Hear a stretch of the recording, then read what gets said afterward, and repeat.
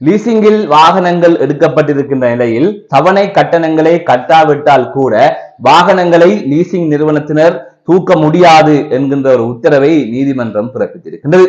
அது தவிர நீதவான் இந்த வழக்கின் போது பல விடயங்களை குறிப்பிட்டிருக்கின்றார். எனவே இது தொடர்பாக தற்பொழுது வாகனங்களுக்கு லீசிங் வழங்குகின்ற நிறுவனங்கள் பாரிய சவால்களை எதிர்கொண்டிருக்கின்றது.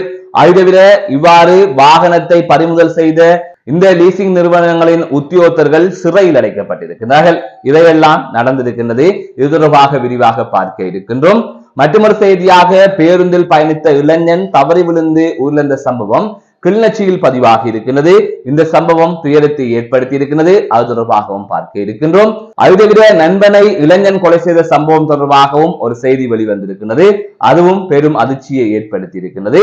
இவை தொடர்பாகத்தான் இந்த தொகுப்பில் விரிவாக பார்க்க இருக்கின்றோம். அதற்கு முதல் JK ரிப்போர்ட் எனப்படுகின்ற இந்த யூடியூப் சேனலை இதுவரை யாராவது சப்ஸ்கிரைப் செய்யாமல் பார்த்து கொண்டிருந்தால் சப்ஸ்கிரைப் செய்து கொள்ளுங்கள். தொடர்ந்து அருகில் இருக்கின்ற பெல் பட்டனை கிளிக் செய்வதன் ஊடாக நான் போடுகின்ற ஒவ்வொரு காணொளிகளையும் நீங்கள் உடனுக்குடன் பார்க்கக்கூடிய வகையில இருக்கும். நான் நடராசா ஜெயகாந்தன். தற்பொழுது செய்திகளுக்குள்ளே செல்லலாம். அதாவது தற்பொழுது இடம்பெற்று வருகின்ற ஒரு பெரிய பிரச்சனை என்னவென்று சொன்னால், வாகனங்களை லீசிங்கிலே ஒவ்வொருவரும் எடுக்கின்றார்கள்.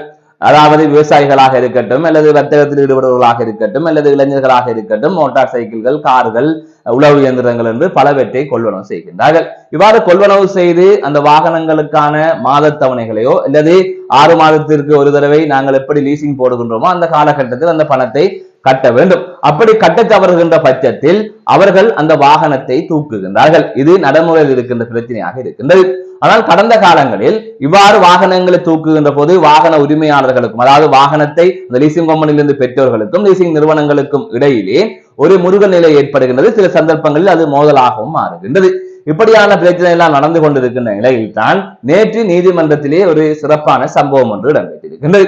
அதாவது அத்தனகல்ல நீதிமன்றத்திலே இது தொடர்பாக ஒரு வழக்கு தாக்கல் செய்யப்பட்ட நிலையில் நீதிமன்றம் அதிரடி உத்தரவை இந்த லீசிங் நிறுவனங்களுக்கு எதிராக பிறப்பித்திருக்கின்றது. அந்த வகையில் லீசிங் நிறுவனத்தில் வாகனத்தை எடுக்கின்ற ஒருவர் அவர் லீசிங் தவணையை கட்டாவிட்டால் கூட வாகனத்தை நீங்கள் நினைத்தது போல சென்று தூக்கிவிட முடியாது என்பதை நீதவான் தனது தீர்ப்பிலே குறிப்பிட்டிருக்கின்றார். எனவே இந்த விடயங்களை பார்ப்பதற்கு முன்பாக இதற்கு பின்னால் என்ன நடந்தது என்பது தொடர்பாக பார்க்க வேண்டிய தேவை இருக்கின்றது.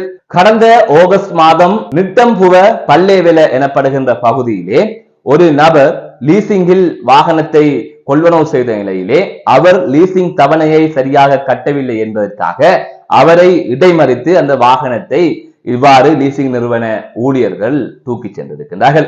அதாவது அந்த வாகனத்தை கொண்டு சென்றிருக்கின்றார்கள். அதற்கு பிறகாக அத்தனகல்ல போலீஸ் நிலையத்திலே இது தொடர்பாக அந்த வாகனத்தை கொள்வனவு செய்த நபர், அதாவது பாதிக்கப்பட்ட நபர், ஒரு போலீஸ் முறைப்பாட்டை கொடுத்து தொடர்ச்சியாக வாகனத்தை இவ்வாறு வலுக்கட்டாயமாக பறித்து சென்று விட்டார்கள் என்று அத்தனகல்ல நீதவான் நீதிமன்றத்திலும் ஒரு வழக்கை தொடர்ந்திருந்தார். இந்நிலையில் அந்த வாகனத்தை பறித்து சென்ற அந்த லீசிங் நிறுவன ஊழியர்களை சிறையில் போடுமாறு ஏற்கனவே நீதிபதி உத்தரவிட்டிருந்தார். அதன் அடிப்படையில் அவர்கள் சிறையிலே அடைக்கப்பட்டிருந்தார்கள். இந்த நிலையில் தான் இது தொடர்பான வழக்கு நேற்றைய தினம் நீதிமன்றத்திலே எடுத்துக் கொள்ளப்பட்டது. இதன் போதுதான் நீதிபதி இவ்வாறு வாகனத்தை பறிமுதல் செய்ய முடியாது, அந்த வாகனத்தை எடுத்தவரிடமே கொடுத்து விடுங்கள், அதாவது அந்த வாகனத்தை யார் பெற்றுக் கொண்டார்களோ அவரிடமே கொடுத்து விடுங்கள், அந்த வாகனத்தை பறிமுதல் செய்தது என்பது ஒரு தவறான செயற்பாடு, அதற்கான அதிகாரம் இவ்வாறு நிதி நிறுவனங்களுக்கு இல்லை, அதாவது லீசிங் வழங்குகின்ற நிதி நிறுவனங்களுக்கு இல்லை என்பதை நீதவான் குறிப்பிட்டிருக்கின்றார். இவ்வாறான சூழ்நிலையில் லீசிங் நிறுவனத்தினால் பறிமுதல் செய்யப்பட்ட அந்த வாகனத்தின் உரிமையாளர், அதாவது அந்த நிதி நிறுவனத்தின் வாகனத்தை பெற்றோரிடம் கொடுக்குமாறு நேற்று உத்தரவிட்டதற்கு அமைய அந்த வாகனம் வழங்கப்பட்டிருக்கின்றது.